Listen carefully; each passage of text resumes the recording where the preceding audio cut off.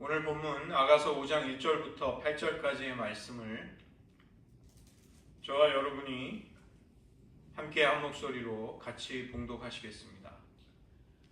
내 누이 내 신부야, 내가 내 동산에 들어와서 나의 모략과 향 재료를 거두고 나의 꿀송이와 꿀을 먹고 내 포도주와 내 우유를 마셨으니 나의 친구들아 먹으라, 나의 사랑하는 사람들아 많이 마시라.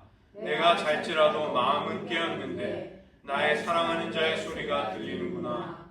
문을 두드려 이르기를 나의 누이 나의 사랑 나의 비둘기 나의 완전한 자야, 문을 열어다오. 내 머리에는 이슬이 내 머리털에는 밤이슬이 가득하였다 하는구나. 내가 옷을 벗었으니 어찌 다시 입겠으며 내가 발을 씻었으니 어찌 다시 더럽히려 하는. 내 사랑하는 자가 문틈으로 손을 들이밀매 내 마음이 움직여서 일어나 내 사랑하는 자를 위하여 문을 열 때 모략이 내 손에서 모략의 집이 내 손가락에서 문빗장에 떨어지는구나.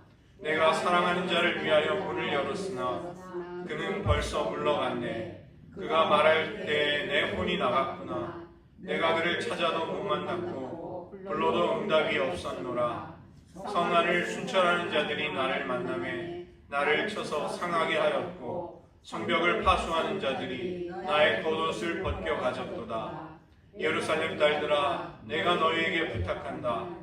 너희가 내 사랑하는 자를 만나거든 내가 사랑함으로 병이 낫다고 하려무나. 기도하시겠습니다. 하나님, 저희들 하나님을 뜨겁게 사랑하여 사막으로 나아가 하나님을 간절히 찾았던 사막 교부들의 그 신앙과 그 열정을 이 시대 속에 우리도 실천하게 하시고, 우리들 역시 일상의 삶 가운데 조용히 잠잠히 물러나 하나님 앞에 머물고 하나님 앞에 거하는 그 시간이 우리들의 영혼을 살찌우고 우리들을 모든 고난 가운데에서 승리케 하는 큰 능력이 되게 하여 주시옵소서. 모든 말씀 예수님의 이름으로 기도드립니다.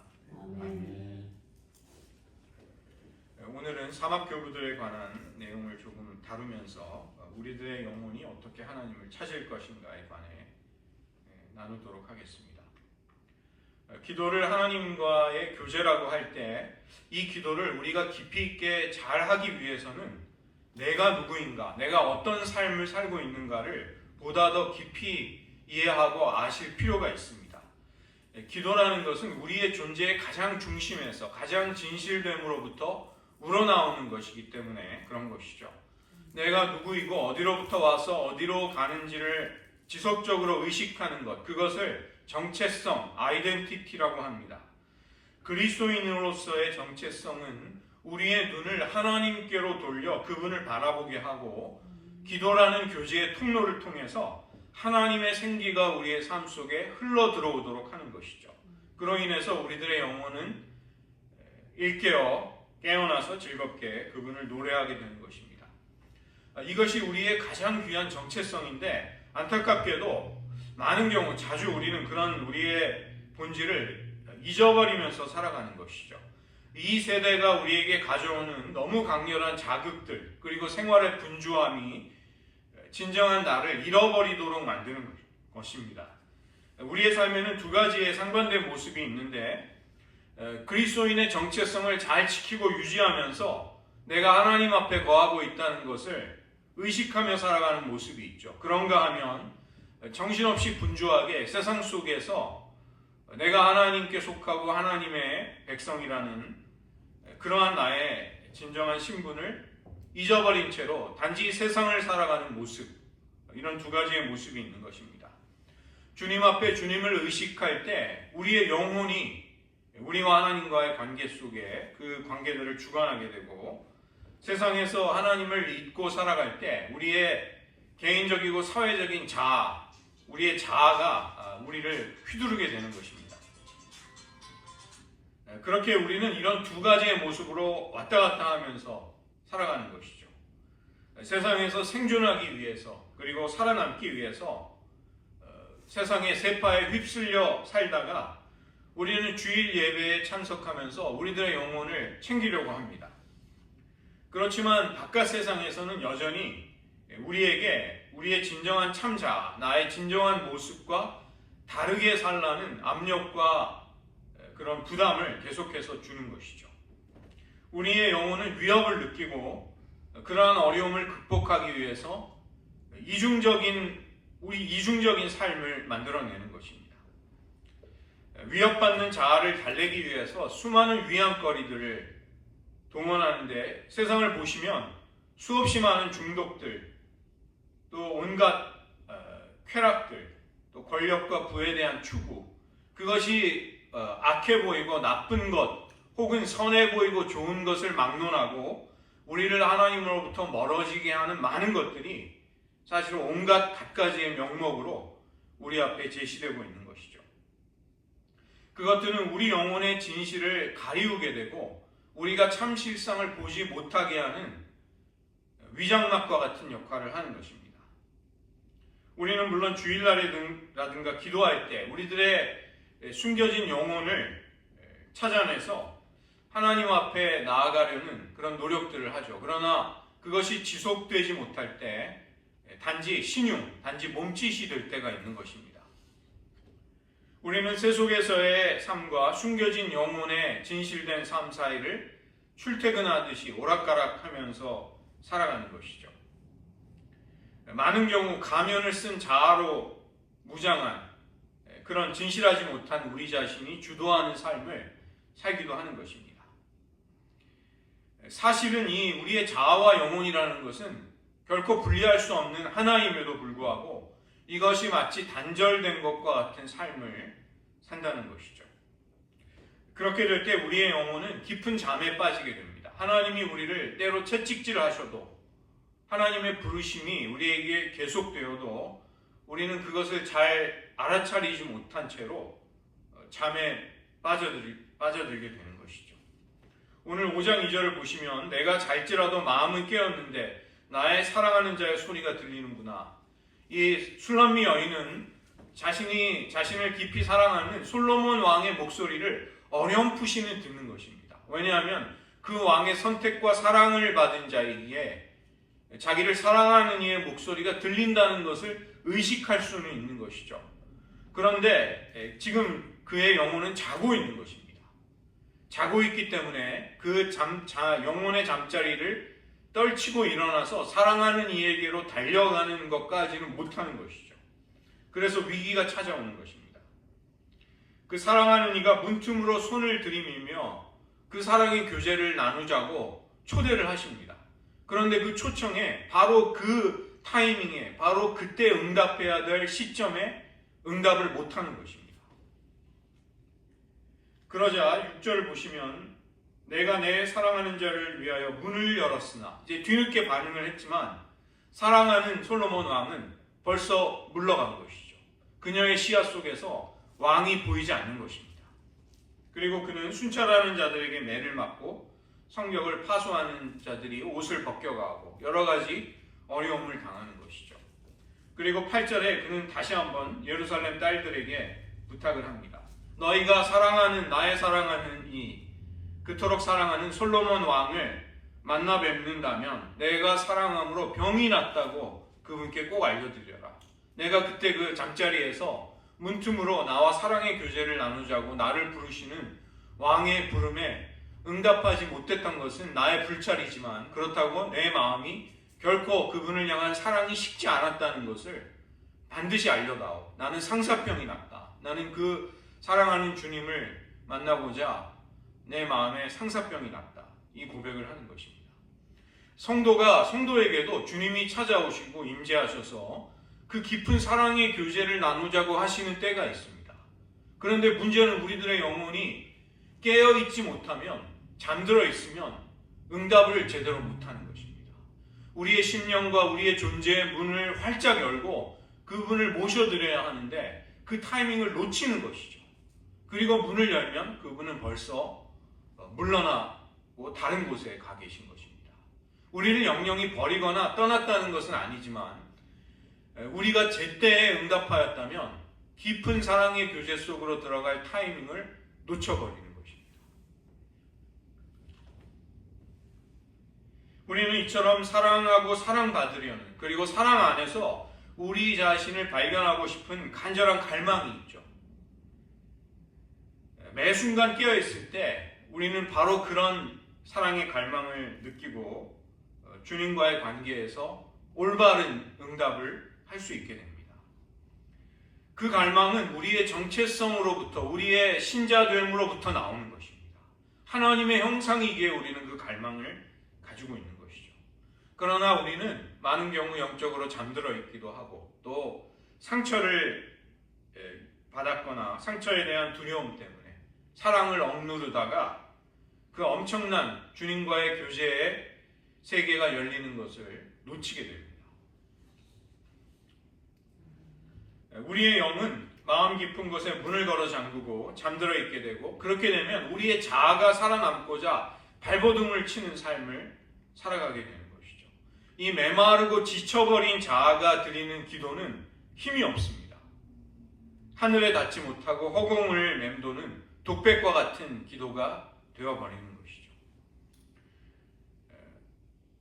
그래서 바로 지금 우리는 하나님이 우리를 일깨워 주시는, 우리를 영적인 잠에서, 나약함에서 일어나라는 목소리에 귀를 기울여야만 하겠습니다. 16세기에 십자가의 성 요한, 그는 자신을 일깨우시는 하나님의 열정에 대해서 노래하였습니다. 스페인어로 쓰여진 가장 위대한 문학이 바로 십자가의 요한이 쓴 그 시들입니다. 그 가운데 당신은 얼마나 부드럽게, 얼마나 사랑스럽게 저의 마음을 깨어나게 하시는지요. 그것을 이제 십자가의 요한이 노래하는 것이죠. 베드로전서 5장 8절도 근신하라 깨어라 너희 대적 마귀가 우는 사자같이 두루다니며 삼킬 자를 찾고 있다. 마태복음 26장 40절과 41절에서도 예수님은 제자들에게 너희가 나와 함께 한 시간도 깨어 있을 수 없느냐, 시험에 들지 않게 깨어 기도하라. 마음에는 원이로되 육신이 약하다. 너희들이 마음으로 아무리 갈망할지라도 육신이 약해서 너희들 잠들기 쉽다. 깨어 있어야만 기도할 수 있다. 그 주님이 겟세마네 동산에서 땀방울이 핏방울이 되는 것처럼 엄청난 고뇌와 투쟁의 기도를 하고 계실 때 안타깝게도 제자들은 옆에서 잠들어 있었습니다. 기도하는 그리스도인은 먼저 깨어나지 않으면 안 된다는 것을 의식해야 합니다. 깨어난다는 것은 삶의 관습과 중독과 관성으로부터, 의례껏 살아왔던 똑같은 삶으로부터 벗어나는 것이고, 세상과 그 근심에 묶여있던 자아로부터 풀려나는 것입니다. 그래야만 하나님을 향한 거룩한 선택을, 결단을 할 수 있게 되는 것이죠. 기도는 사랑을 향하여 우리의 마음을 여는 것입니다. 그래서 기도를 잘하기 위해서는 우리의 영혼이 일단 깨어 있어야 하고, 또 반복해서 잠시 또 자세가 흐트러지더라도 다시 깨어나려고 해야 하는 것이죠. 깨어난 사람은 희미하게 들리는 하나님의 음성을 들을 수 있습니다. 비로소 우리의 영혼은 하나님을 바라보기를 시작하는 것입니다. 어떻게 깨어날 수 있는가? 깊은 굉장한 신앙적인 훈련을 받아야 되고 심오한 것들을 깨달아야 하는가? 결코 그렇지 않습니다.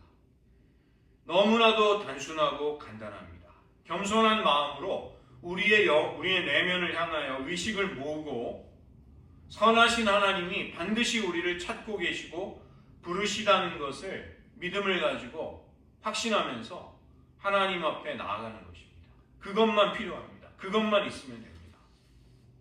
이 말이 마음속에 받아들여진다면 그 사람은 깨어나기를 시작하는 것입니다. 우리가 묵상 기도를 드리는 출발점이 바로 이 지점입니다. 그때 우리가 갖추어야 할 준비도 딱 두 가지밖에는 없습니다. 바로 겸손과 믿음입니다. 이 아빌라의 테레사는 겸손에 대해서 나 자신이 가난하다는 것, 영적으로 아무것도 가진 것이 없다는 것, 사랑에 관해서는 내가 거지에 불과함을 인정하는 것이다. 그래서 그런 간절한 갈망으로 하나님을 찾는 것을 겸손이라고 하였습니다. 계시록 3장 17절에서 라오디게아 교회를 향해 주님이 말씀하십니다. 네가 말하기를 나는 부자라 부여하여 부족한 것이 없다 하나 내 곤고한 것과 가련한 것과 가난한 것과 눈먼 것과 벌거벗은 것을 알지 못하는도다. 우리가 우리의 가난함과 벌거벗음을 절실하게 깨닫는다면 그것을 구해야 하는 것이죠. 주님 앞에 심령의 가난함을 주시기를 구하셔야 합니다. 이것을 간절하고 절실하게 구하지 않을 때 우리의 마음은 주님 앞에 머무르지 못하고 세상에서 헤매게 됩니다. 그때는 아직도 깨어날 때가 안 되는 시점인 것이죠. 이것은 묵상 기도를 하려는 사람에게만 적용이 되는 충고가 아닙니다. 깨어나서 사랑을 따라서 살아가는 사람들도 종종 다시 잠에 빠지기 쉬운 것입니다. 그래서 우리가 묵상하며 하나님 앞에 머무르려고 할 때 마치 길을 잃어버린 것과 같은 느낌이 들 때가 있을 때 우리는 다시 한번 라오디게아 교회에게 너의 참된 실상을 알아야 한다는 말씀을 상기하면서 심령의 가난한 자리로 되돌아가야 하는 것이죠. 두 번째는 믿음인데 믿음이 없이는 하나님을 기쁘시게 할 수 없다. 하나님께 나아가는 자는 반드시 그가 계신 것과 자기를 찾는 자들에게 상 주시는 이심을 믿어야 한다. 히브리서 11장 6절이죠. 사랑 안에 거한다는 것은 좋은 일이면서도 또 매우 두려운 일입니다. 기도의 세계는 미지의 영역을 영적으로 탐구하는 것과 같은 것이죠. 우리는 하나님을 신뢰하면서 그 길을 갈 수 있습니다. 겸손과 믿음으로 주님의 부르심을 듣고 깨어난 그리스도인들, 그들은 자신이 처한 현실, 자기의 정체성을 똑바로 바라볼 수 있게 됩니다. 그리고 주님의 임재를 느끼며 살아가게 되는 것이죠. 사막 교부들의 영성을 조금 더 보시면 우리가 살아가고 있는 지금 현대의 삶을 무엇이라고 정의할 수 있을까요? 여러 가지가 가능하겠지만 그 가운데 한 가지 분명한 것은 샘이 말라버렸다. 샘의 원천이 말라버린 것과 같은 시대다. 이렇게 정의 내릴 수 있을 것입니다. 어느 때보다 물질적으로 풍요한 시대인 것은 틀림이 없습니다.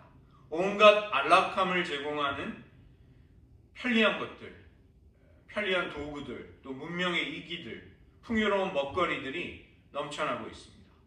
즐거움을 선사하는 자극들이 잠시라도 우리의 눈과 귀를 사로잡지 않을 때가 거의 없는 것이죠. 화려한 문화와 예술은 인간을 향한 자부심으로 하늘을 찌를 듯합니다. 그러나 우리의 내면은 어떤가? 우리의 속은 또 다른 것입니다. 어디를 가도 진정으로 안전하다거나 평안하다는 느낌을 받기가 대단히 어렵습니다. 치열한 경쟁, 그리고 빈부의 격차, 또 우열을 놓고 끊임없는 경쟁이 계속이 됩니다. 자살하는 사람들이 많죠. 인간관계는 메말라가고 풍요로운 거칠의 뒤에서 사람들은 외로움으로 신음하고 있습니다. 우리의 내면 깊은 곳에서 우리의 진정한 영혼을 불러낼 만한 여유와 시간들이, 관심들이 점점 부족해 가게 되는 것이죠. 당연히 기도를 향한 갈망이 무뎌집니다. 그리고 우리의 영적인 삶은 형식적이 돼가고 타성에 적게 되는 것입니다. 영혼이 마시고 깨어날 샘물이 말라버린 지가 오래된 것입니다. 영적으로 풍요 속의 빈곤함이라는 말이 딱 들어맞는 시대가 된 것이죠. 지금만이 그렇다는 것이 아닙니다. 바로 과거에도 그런 때가 있었습니다. 주후 4세기 초 기독교가 로마 제국의 공인을 받게 됩니다. 그리고 많은 사람들이 교회로 몰려오는데 이것은 탄압이 끝나고 안정적이고 축복받은 신앙생활이 시작되는 것과 같이 보였습니다. 그러나 동시에 많은 위기가 느껴지기도 하였습니다. 교회 안으로 세속의 물결이 밀려 들어오는 것입니다.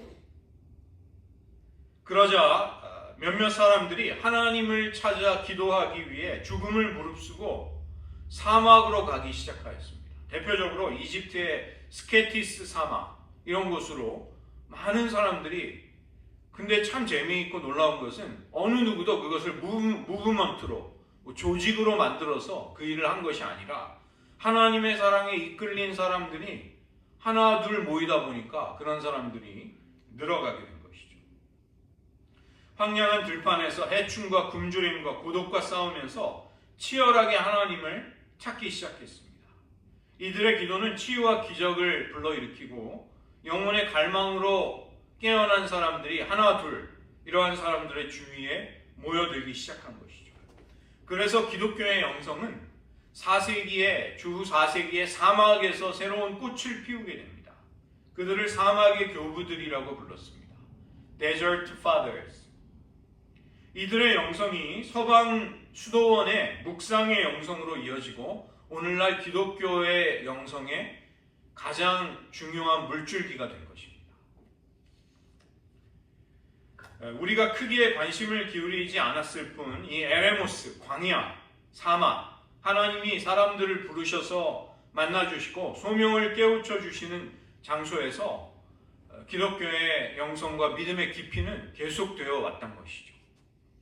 하나님과 동행하는 훈련의 장소로 하나님은 이 에레모스를 광야를 선택하셨습니다. 유대교와 기독교가 시작이 된 장소도 바로 여기입니다. 에레모스는 황폐한 죽음의 땅이면서 사람의 손때가 묻지 않은 순수함을 간직한 곳, 기독교의 영성과 신앙의 핵심이 되는 장소인 것이죠. 유목민이었던 아브라함을 하나님이 부르신 곳도 사막이었고 불타는 떨기나무 가운데 나는 스스로 있는 자 아니라 에흐에 아슈엘 에흐에 I am who I am 이렇게 하나님이 모세에게 자기를 계시하신 곳도 광야였습니다. 이스라엘 민족이 하나님의 백성으로 훈련받고 연단을 받은 곳도 바로 여기였던 것이죠. 엘리야가 죽음을 눈앞에 두자 하나님을 만나기 위해 달려간 곳 역시 광야였습니다. 세례 요한도 광야에서 주님의 길을 예비하기 위해 사명자의 길을 준비했던 것이죠. 아브라함과 모세와 엘리야와 세례 요한 이들의 하나님은 바로 광야의 하나님이셨습니다.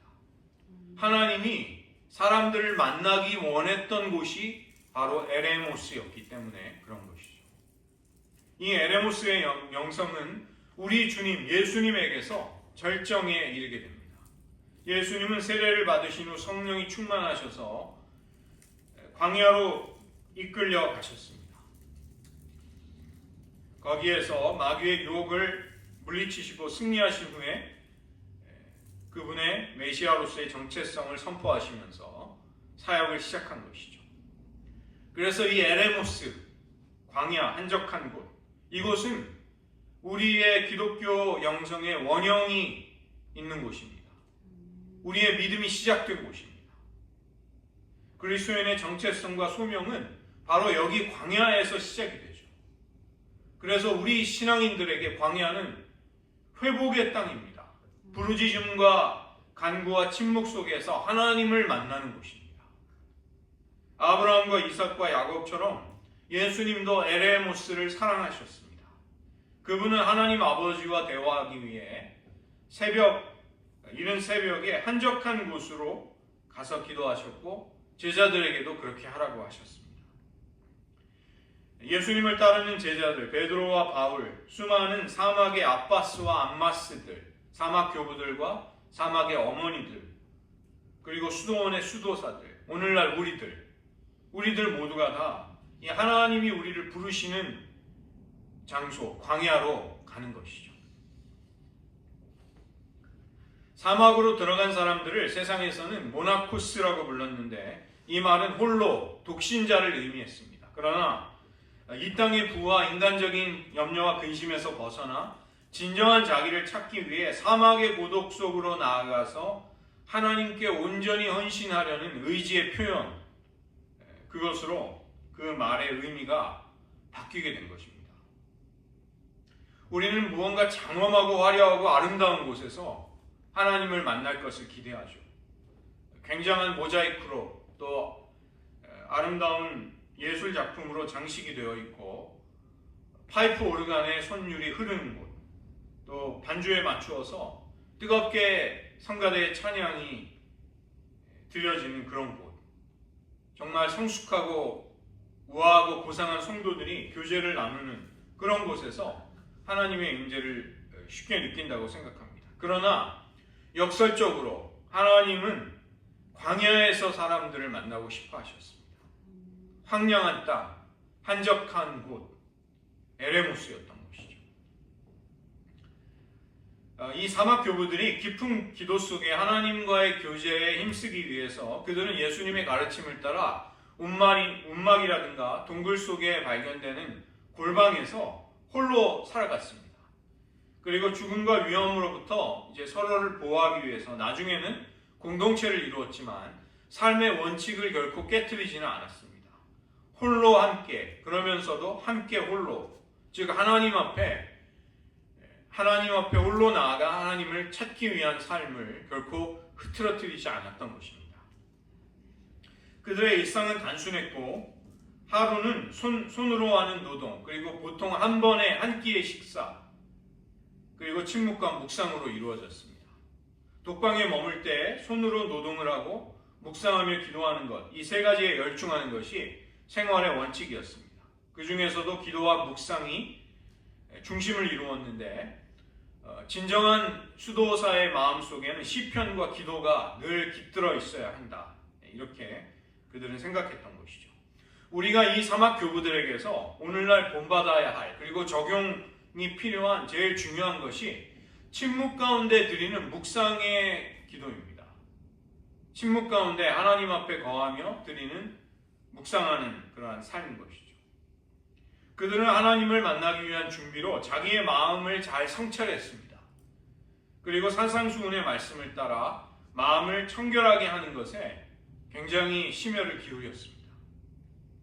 그래서 이 에레모스의 교부들은 침묵 가운데에서 허공이 아니라 너의 마음속으로 들어가라. 영혼의 골방으로 들어가라. 하나님의 나라는 내 안에, 너희들 안에 관계 속에 있다. 이 가르침을 늘 염두에 두고 실천하려고 한 것이죠. 요한 카시아누스라는 그 스승이 있는데 사막교부 중에 나중에 스승 에바그리우스 폰티쿠스와 함께 중요한 신학적인 공헌을 했습니다. 세븐 데들리 신, 7개의 악덕에 대해서 이제 심오한 통찰을 남겼는데 이 카시아누스는 기도자들이 입을 다물 뿐만이 아니라 마음을 비워 침묵으로 겸허하게 하나님만을 바라보는 태도, 그것을 마음의 순결이라고 불렀습니다. 그래서 이 가장 중요한 태도로 하나님을 찾아야 한다, 이렇게 가르친 것이죠. 너희는 가만히 있어 내가 하나님 됨을 알지어다. 시편 46편 10절의 태도가 바로 이 마음의 청결을 유지하는 것이다. 이 사막 교부들의 침묵은 자신의 내면을 어지럽히는 온갖 욕망과 심리적인 문제들을 깊이 성찰하는 것으로 이어졌습니다. 그들은 자신의 내면의 문제들을 놀라울 정도로 깊이 있게 탁월하게 성찰했던 것이죠. 이들은 현대 심리학, 심층 심리학, 정신 분석학의 어찌 보면 원조라고도 할 수 있는 그런 일들을 한 것입니다. 여러분이 어거스틴의 고백록, 참회록, 그의 책을 읽어보면 많은 사람들이 어거스틴이 얼마나 현대적인 사람인가에 깜짝 놀랍니다. 그는 어느 누구보다 자신의 내면과 자신의 영혼을 깊이 성찰하는 사람이었습니다. 저희가 한 번쯤은 다 같이 읽어볼 만한 굉장한 고전입니다. 자기 자아에 대한 탐구, 마음의 명료함을 얻고자 하는 그들의 열망, 내적인 세계를 탐구하는 것이죠. 하나님 앞에 머물면서. 우리는 생각할 때 그 사막에, 그 황량한 아무것도 없는 곳에서 아니 저 사람들 도대체 뭐 하나 생각하지만 그들은 굉장히 몰두할 수 있는 굉장히 중요한 일이 있었던 것입니다. 영적인 탐구와 믿음의 여정이 계속이 된 것이죠. 편리함과 우아함이 사라지고 단순한 몇 가지의 선택밖에는 남지 않는 곳, 전갈과 메마름과 배고픔으로 자칫하면 죽음으로도 이어질 수 있는 그런 위험한 곳이었습니다. 그에 비해서 우리가 살아가는 세속의 삶이란 것은 편리함도 있지만 얼마나 많은 자극과 유혹이 있는지 모릅니다. 우리의 영혼을 너무나도 많은 그런 방해거리들이 쉽게 사로잡는 것이죠. 그러나 사막은 편리함과 안락함을 모두 어쩔 수 없이 버려야 했고 가장 단순한 삶의 자세로 돌아갈 수밖에 없는 곳이었습니다. 사막에서 유일하게 할 수 있는 일은 자기 자신을 내려놓는 일뿐이었습니다. 그래서 사막으로 들어간 기도자들, 그들은 자신의 자존심, 자부심, 자신의 논리와 모든 계획들을 내려놓고 침묵 가운데 하나님을 바라보았던 것이죠. 비로소 하나님은 그들에게 하나님의 음성을 들려주기 시작하십니다. 모세가 불타는 떨기나무 앞에서 들었던 그런 음성, 그것을 그들은 자아가 죽는 광야에서 들었던 것입니다. 내가 서 있는 곳은 신성한 거룩한 곳이니 신발을 벗으라는 말씀을 사막의 기도자들은 듣게 됩니다. 그들의 침묵은 그냥 마음을 비우는 침묵이 아니라 하나님의 말씀과 임재로 마음을 채우는 침묵이었습니다. 충만함에 이르기 위한 침묵이었던 것이고 하나님의 부재가 아닌 하나님의 현존을 느끼고 알아차리는 침묵이었던 것이죠.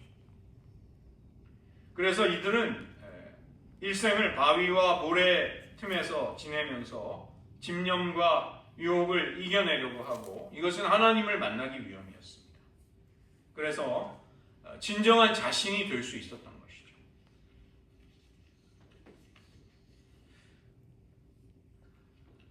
우리도 우리의 자아가 죽게 되는 곳, 그런 곳에서 하나님이 진정으로 원하시는 기도를 드릴 수 있게 됩니다. 그래서 사막의 경험이라는 것은 어두움과 두려움만 있는 것이 아니었다는 것입니다. 주님이 주시는 생수가 다시 터져 나오는 곳이었고 새롭게 받은 소명을 위해 헌신해서 살겠다는 각오를 새롭게 하는 곳이기도 했습니다. 문제는 그렇다면 우리 나름의 에레모스를 어떻게 찾을 수 있을까요?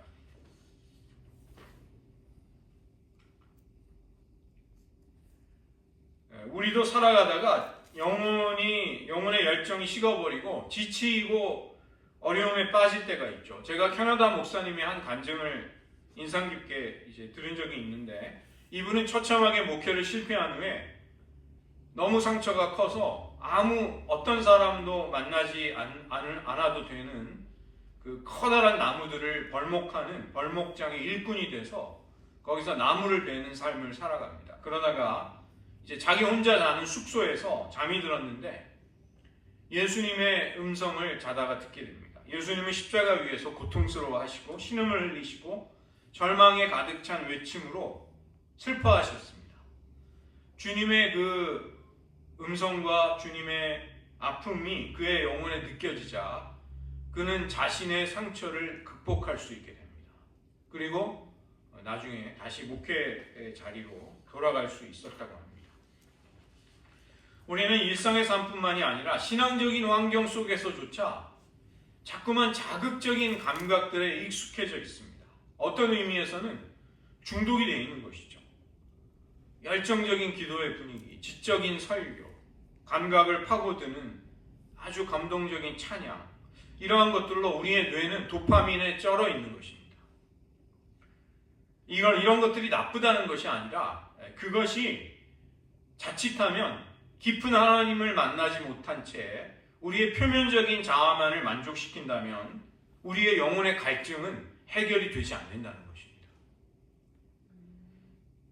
기도에서 쉽게 응답을 받는 것에 중독이 되면 인내를 가지지 못하게 됩니다. 성숙의 길과 도리어 멀어질 수 있는 것이죠.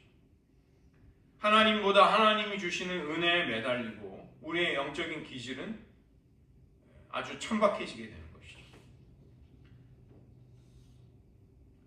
자기 만족이 판을 치고 신앙의 성숙이 마침내 맺게 되는 그런 아름다운 열매들, 기질들, 성품들을 신앙인들의 모습 속에 보기가 어려워집니다. 우리는 세상과 사실은 생각하는 것보다 너무 많이 얽매여 있지는 않은가 그런 생각을 합니다. 우리의 상황은 우리가 느끼는 것보다 절망적이고 우리에게 위기 속에 주어진 시간은 우리가 생각하는 것보다 짧을 수 있다는 것입니다.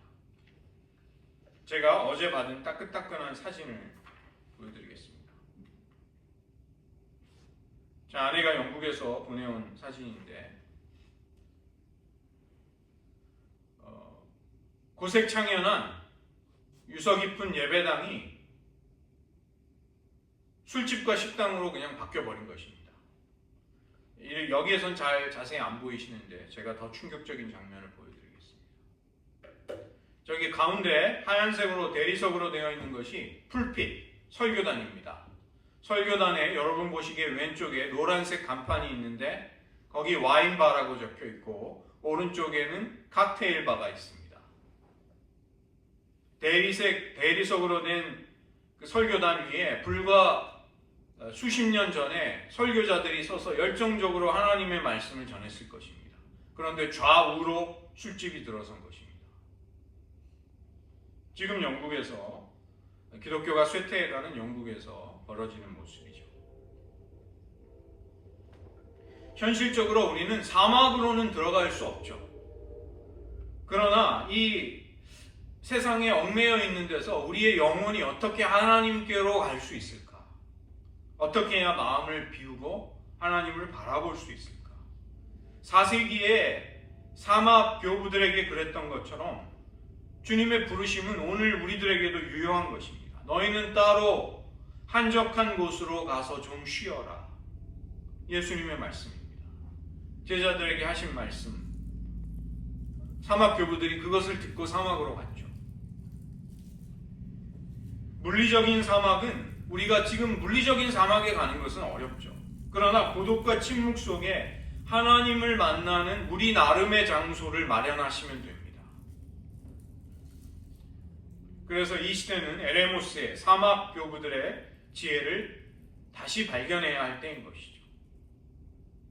고독과 침묵, 욕망을 절제하는 것, 묵상과 관상으로 하나님을 바라보는 것, 우리의 내면, 또 삶의 단순성을 추구하는 것, 포기와 겸손과 순명 같은 그런 가치들을 탐구할 수 있는 장소, 환경, 이것이 필요한 것입니다.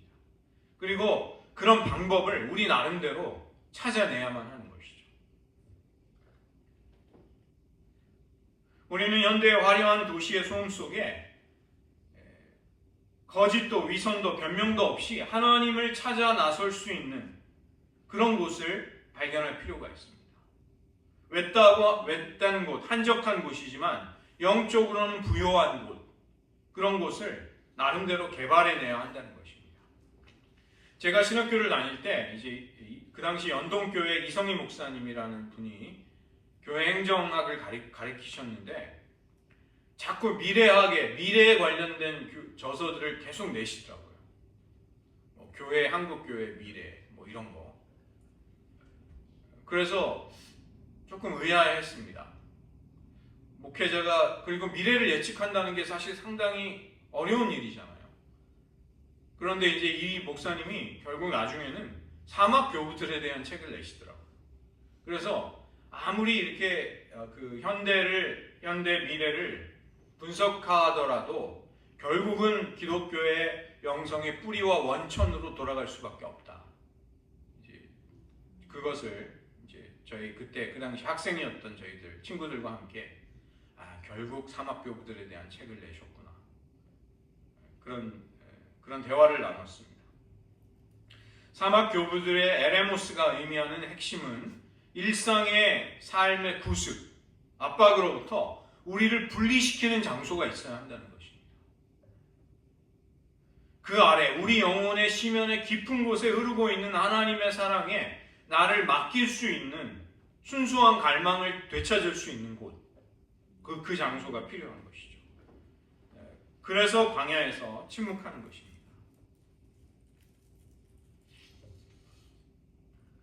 침묵으로부터 우리는 하나님께로 우리의 주의와 관심을 돌릴 수 있게 됩니다.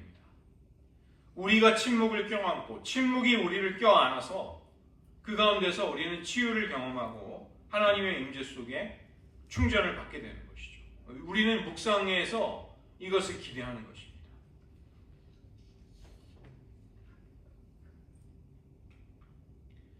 한적하고 쓸쓸하고 버려진 땅, 아무도 없는 외로운 광야와 사막, 여기 침묵 속에서 사막 교부들은 하나님을 만날 수 있었습니다. 우리들에게도 이 침묵의 자리는, 묵상의 자리는 치유와 소명이 발견되는 곳이 될 수 있다는 것입니다. 이 에레모스의 의미가 무엇인지를 우리가 이해한다면 우리도 얼마든지 우리의 삶의 리듬 속에서 삶의 주변 속에서 이런 장소들을, 시간들을 찾아낼 수 있을 것입니다. 우리를 부르시는 하나님 앞에 우리를 내어놓을 수 있는 상황을 만드는 것이죠. 이제까지의 습관을 깨트리고 세상의 잡음을 좀 걸러낼 수 있는 곳, 잠시 그런 곳으로, 한적한 곳으로 물러가는 것, 이것은 특정한 장소만을 의미하지는 않을 것입니다. 우리의 마음 깊은 곳, 내면에 바로 이 에레모스가 있는 것이죠. 하나님의 나라는 여기 있다, 저기 있다 하는 것이 아니라 내 안에 있느니라. 누가복음 17장 21절에 예수님의 마음을 우리가 찾는 것입니다. 어거스틴이 심령 깊은 곳으로 돌아가 거기서 하나님을 찾으라, 이렇게 이야기했습니다. 우리 그리스도인들도 교회사의 역사와 전통 속에서 일정 시간 동안 물러나서 따로 떨어져서 조용한 장소를 찾고 하나님을 찾으려고 하였습니다. 그래서 이런 것을 recollection이라고 혹은 remembering, 회상이라고 불렀던 것이죠. 이것을 순례, 하나님을 끊임없이 한적한 곳으로 나아가 찾는 것을 순례, 필그리미지, 순례라고도 부르고 피정이라고도 부르고 수련회라고도 불렀죠. 이 리트릿은 우리가 하나님 앞에 나아가 그분에게 귀 기울이는 것입니다. 침묵 속에 하나님을 찾고자 하는 것이죠. 그래서 이런 침묵은 우리가 여러 가지 활동을 하더라도 우리의 심령 속에서 지켜나갈 수 있는 것입니다. 예수님의 산상수훈, 특히 팔복에 대한 말씀을 실천하고자 사막의 교부들은 이집트 사막으로 갔습니다. 묵상하는 사람들은 하나님께 귀를 기울여 경청하고 그분에게서 힘을 얻음으로써 언약의 파트너로, 하나님의 사랑받는 자로 살아갈 수 있는 것이죠. 우리들에게도 이런 침묵과 한적한 장소가 필요합니다. 그런데 현실이 우리에게는 만만치가 않은 것이죠. 가족이라든가 우리가 해야 될 매일의 일들, 일상으로부터 완전히 떠난다는 것은 사실 상당히 쉬운 것이 아닙니다. 그러나 우리의 생활을 그대로 유지하면서도 에레모스의 사막에서의 생활과 같은 그러한 삶을 실제로 살아가는 방법을 나름대로 시도하고 실천하면서 신앙인들은 살아왔습니다. 일정한 기간을 리트릿을 떠나는 것을 이제 피정이라고 불렀지만 이것을 이제 조금 줄여서 축소해서 실천해 보는 것입니다. 그 유진 피터슨 목사님이라는 분이 계시는데 그분은 자신의 평생 동안 월요일 날 오전을 아름다운 그 몬타나주의 자연 속으로 가서 자기 아내와 함께 따로따로 시간을 보냈다고 합니다. 그리고 점심 때 다시 만나서 이제 하나님을 자연 속에서 거닐며 묵상하고 만났던 것을 함께 나누면서 식사를 하는 것을 평생의 이제 생활에 실천하셨다고 제가 본 적이 있습니다. 우리는 가능한 한 그런 시간을 내려고 하는 것이죠. 제일 쉽고도 좋은 것은 일상에서 묵상 기도를 드리는 것입니다. 일상에 그냥 우리의 삶의 자리에서 하나님의 임재를 의식하면서 하나님 앞에 서고 하나님 앞에 머물려고 하는 것이죠. 하루에 한두 번, 30분이라도 좋으니까 주님과의 깊은 교제로 나아가기를 힘쓰는 것. 우리 신앙인들의 크리스찬의 경건의 기본이 되는 것이죠. 이런 묵상의 전통은 수도원 전통 속에서 다양하게 개발이 되고 실천이 되어 왔습니다. 제가 이제 소개를 해드리기도 하겠지만 중요한 것은 그 형태보다도 방법보다도 이런 묵상의 흐름 속에 근본적으로 있는 것이 무엇인가? 4가지가 있습니다. 먼저는 하나님 앞에 머물러 말과 생각을 멈추고 조용히 그분 앞에 머무는 것입니다. 두 번째로는 하나님의 말씀을 경청하는 것이죠. 세 번째로는 들은 음성, 떠오른 생각들을 분별합니다. 마지막으로 네 번째는 주님과 동행하며 연합하는 것이죠. 그래서 이 리트릿을 우리가 거창하게 할 수 없다면 미니 리트릿을 하면 됩니다. 그것이 바로 묵상의 자리, 침묵 기도의 자리가 되는 것이죠. 오늘 아가서를 보시면 깨어있지 못했던 슐람미 여인은 사랑하는 솔로몬 왕의 음성을 듣고도 즉시 응답하지 못합니다. 우리도 그런 우를 범하지 말아야 하겠죠. 예수님은 자기 자신도 에레모스의 영성을 실천하시면서 제자들에게도 당부하십니다. 잠시 시간을 내어 한적한 곳으로 가서 쉬라. 너희들의 영혼을 돌보라. 하나님 앞에 홀로 단독자로 나아가 하나님의 음성을 들으라. 너의 영혼이 하나님 앞에 머무는 시간을 가져라.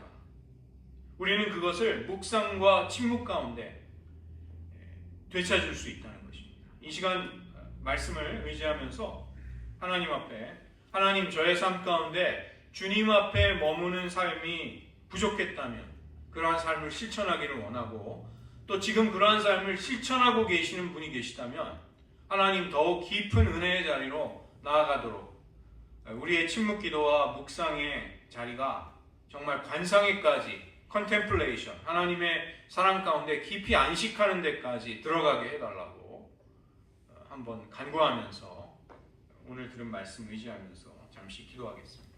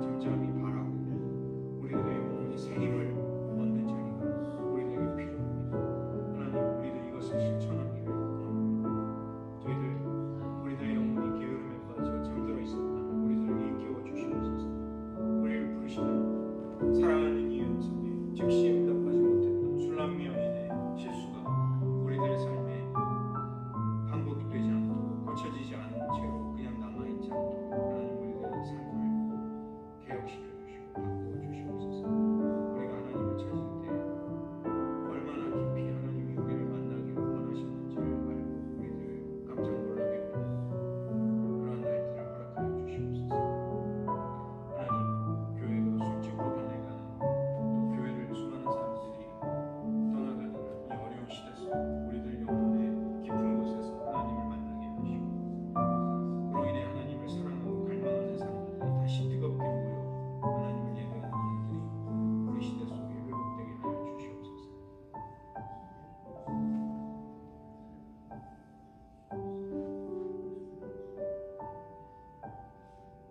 기도하겠습니다.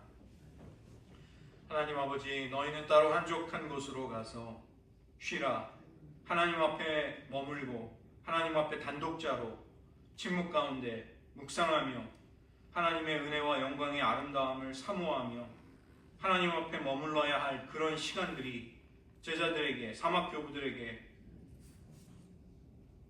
필요했고, 그것이 그들의 영혼을 살찌우고 또 그들의 믿음을 도약시켰듯 하나님, 우리들에게도 이런 은혜가 있기를 원합니다.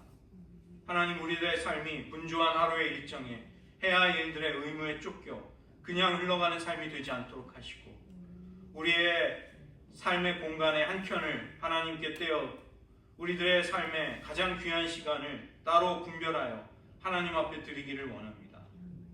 그 침묵과 고요와 묵상의 자리에 우리 자신을 성찰할 뿐만이 아니라 무엇보다 하나님을 사랑으로 바라보고 응시함으로써 하나님이 우리들의 영혼을 회복시켜 주시고 우리들의 지친 영혼에 새 힘을 불어넣어 주심으로써 우리들의 모든 고난을 이기게 하시고 신앙의 의무들을 힘있게 감당하게 하시고 이웃과 우리 주변의 모든 이들을 용서하며 사랑할 수 있는 영혼의 능력이 새로워지는 시간들을 우리에게 허락하여 주시옵소서.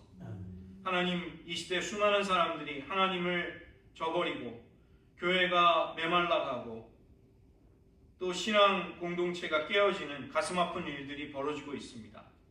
이때야말로 저희들 사막과 같이 하나님의 임재 앞에 머무는 시간을 만들기를 원합니다.